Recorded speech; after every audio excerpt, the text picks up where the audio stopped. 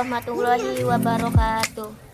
Nama Rawiyah NIM 1908 303054. Saya di sini akan mereview sebuah buku yang berjudul Pendidikan Kewarganegaraan untuk Perguruan Tinggi. Nama pengarangnya Sulaiman MA, tahun terbit 2016, penerbit Pena, jumlah halaman 160 halaman.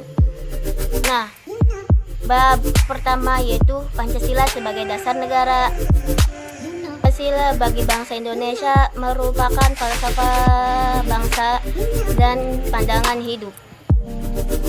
Pancasila pada hakikatnya merupakan suatu nilai. Nah, nilai tersebut selanjutnya menjadi nilai penggerak bangsa Indonesia dalam membangun berbangsa, bernegara, dan bermasyarakat. Pancasila sebagai dasar negara Republik Indonesia secara jelas tercantum dalam pembukaan Undang-Undang Dasar 1945 pada alinea keempat.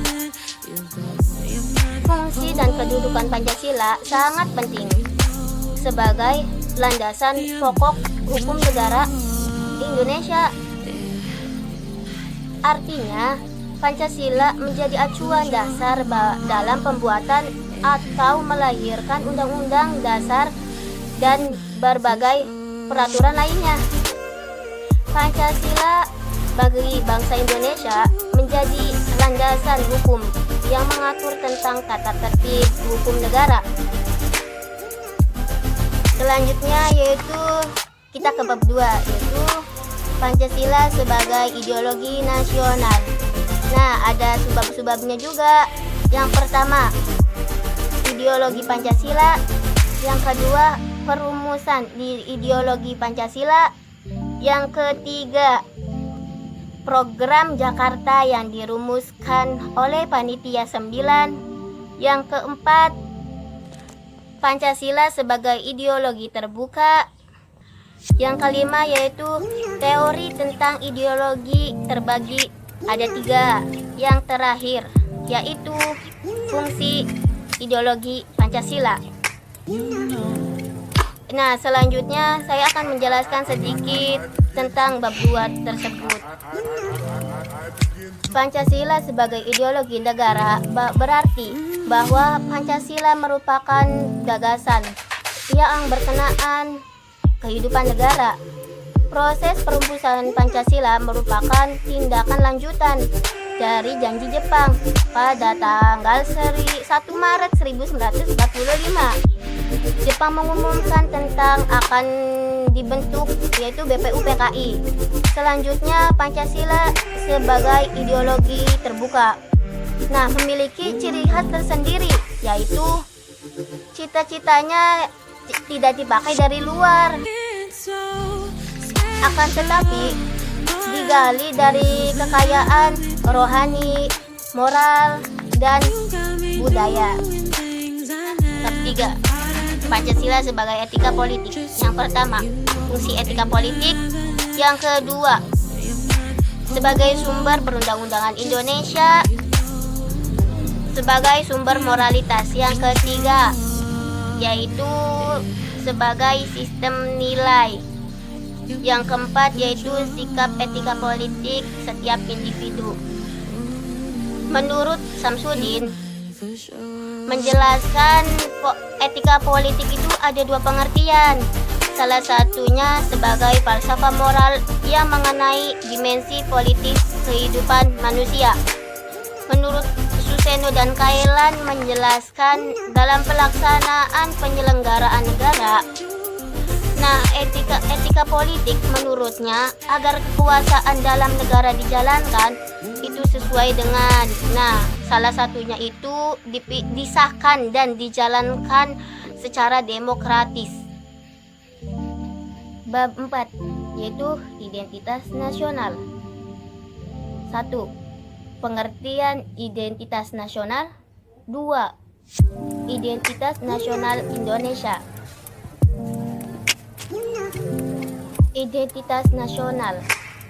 Kata identitas sendiri itu berasal dari bahasa Inggris. identity. Secara harfiah memiliki arti, ciri-ciri atau tanda-tanda yang ada pada seseorang. Menurut Reza, memberikan penjelasan tentang fungsi identitas nasional itu ada 3. Salah satunya yaitu identitas nasional merupakan jawaban dari pertanyaan mengenai identitas individu dalam ruangan global dalam identifikasi kebangsaan. Identitas nasional merupakan hal yang melekat pada suatu bangsa, diikat oleh kebersamaan, memiliki cita-cita bersama dan tujuan yang sama pula. Bab 5 yaitu hak dan kewajiban warga negara terhadap warga negara. 1. Pengertian warga negara dan kewarganegaraan. 2. Status kewarganegaraan. Ketiga yaitu hak dan kewajiban warga negara.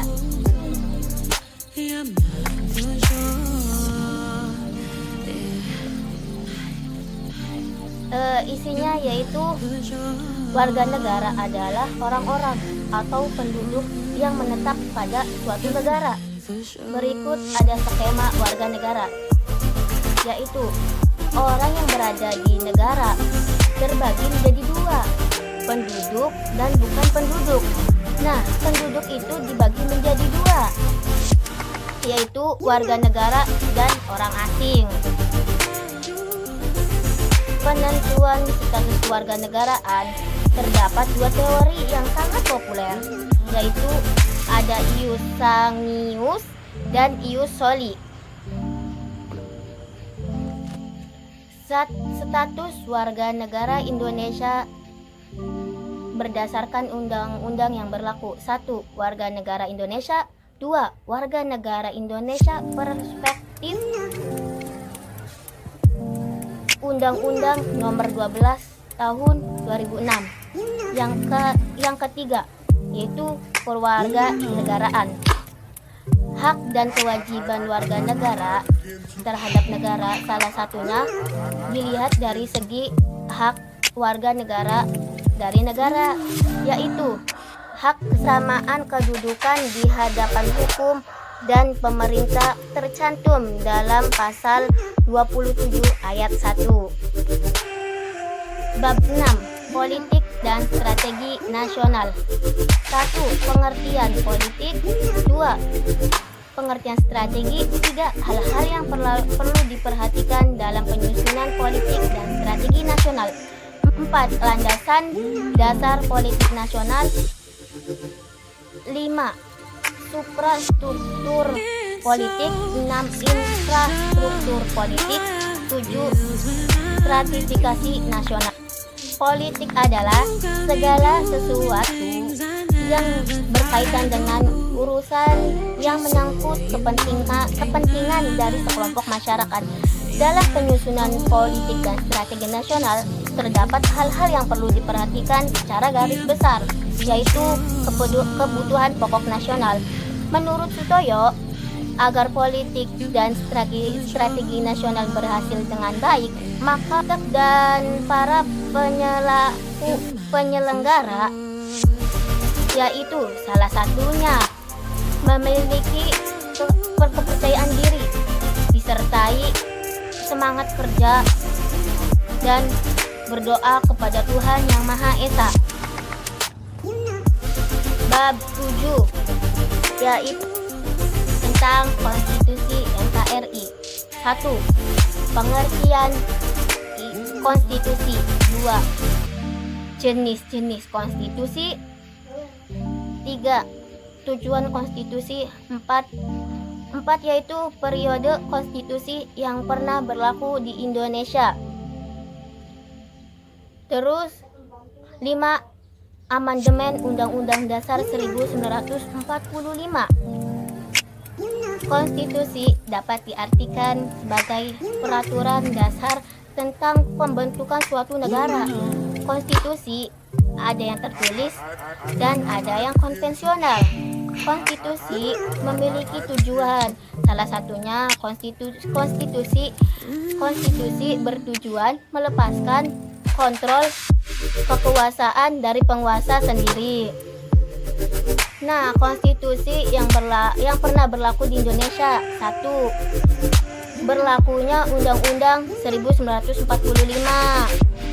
pada tanggal 18 Agustus 1945. Yang kedua yaitu berlakunya Konstitusi RIS pada tahun 1949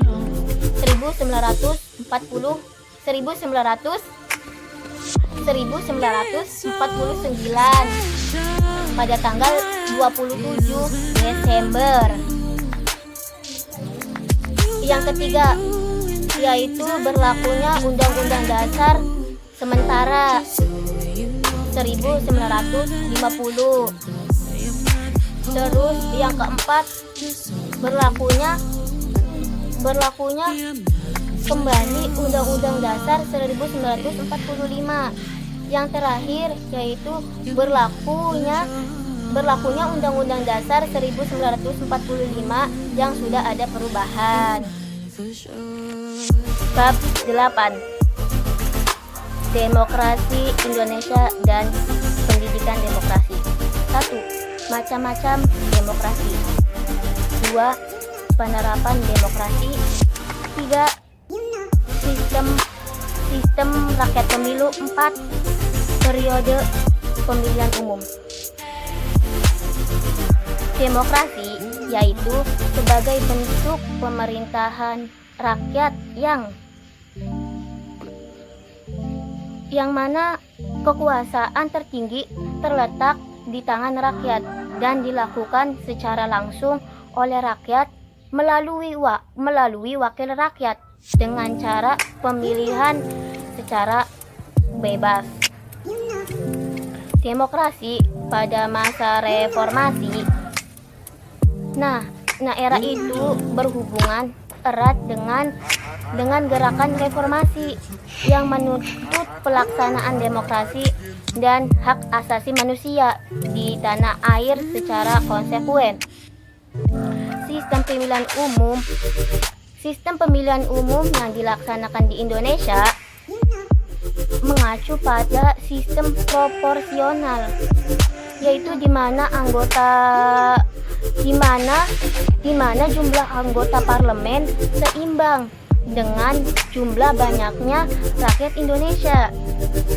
Pendidikan demokrasi harus dikembangkan melalui sosialisasi,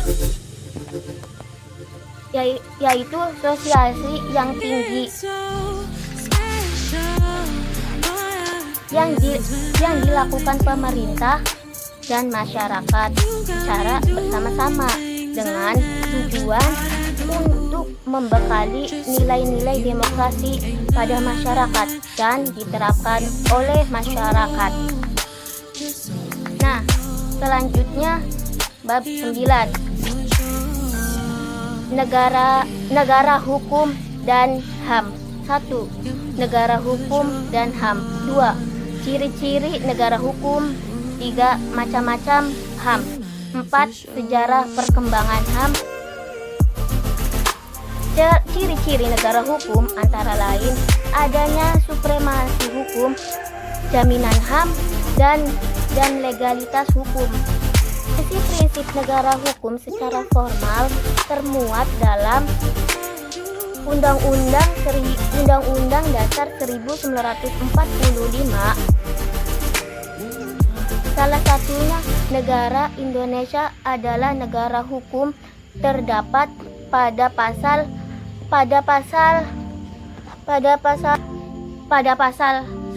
ayat 3.